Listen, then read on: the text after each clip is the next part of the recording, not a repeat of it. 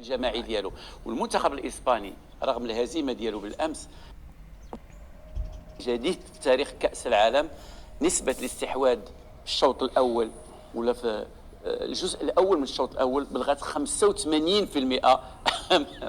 85%. ولكن بدر الدين سيقول لك العبره بالخواتيم امام منتخب اليابان. لست انا من يقول هذا الكلام، ولكن هي الارقام والاحصائيات التي تقول هذا الكلام. لا باش نقول بدر الدين، اسمح لي قطعتك، انه زعما المنتخب المغربي من الطبيعي انه يحرم من الكره في هذا اللقاء. صحيح. فلست انا من يقول هذا الكلام، هي الاحصائيات والارقام والمشاهد التي تتكرر امامنا تقول هذا الكلام. تذكر معي ونذكر جميعا ان المنتخب الفرنسي توج بطل العالم في 2018 وكان الاضعف بين المنتخبات اللي وصلت الادوار الحاسمه على مستوى الاستحواذ وعلى مستوى الامتلاك الكره. الاستحواذ فيه شقين، فيه استحواذ ايجابي وفيه استحواذ سلبي. وقد قال خالد أن أكثر ما يخشاه الإسبان هو اللاعب العمودي الذي المباشر الذي يعتمد الفريق الوطني. وقد قدمنا من ذلك نموذجين اثنين.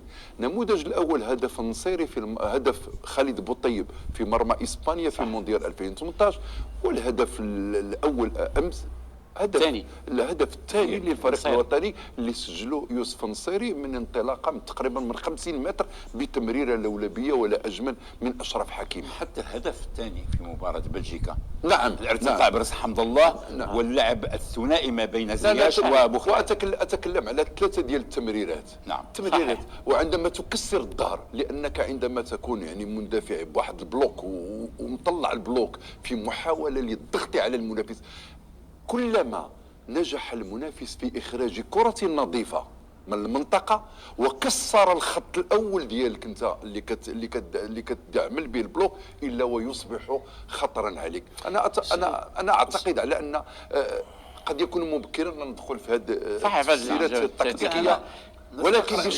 بشكل عام أنا قلت لكم بالأمس أنني مرتاح أن يواجه الفريق الوطني منتخب إسبانيا، لأنني أفضل أن ألعب مع منتخب يعتبر للجميع كتابا مفتوحا. صحيح يعتمد على فرديات ويوجد الاختراقات ويوجد واحد مجموعة من الأشياء، ولكن لا ننسى اليوم جلال على أننا نملك منظومة دفاعية قوية. اليوم الفريق الوطني بلغة الأرقام هو ثالث، هو مع اثنين من احسن المنتخبات اللي مرت للدور الثاني، يملك 7 نقاط مع منتخب هولندا وانجلترا. منتخبات كالبرتغال، فرنسا، البرازيل اللي كانت عندها 6 نقاط خسرت اخر مباراه.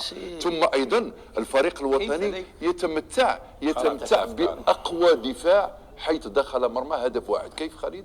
قرأت في أفكاري، كنت سأتحدث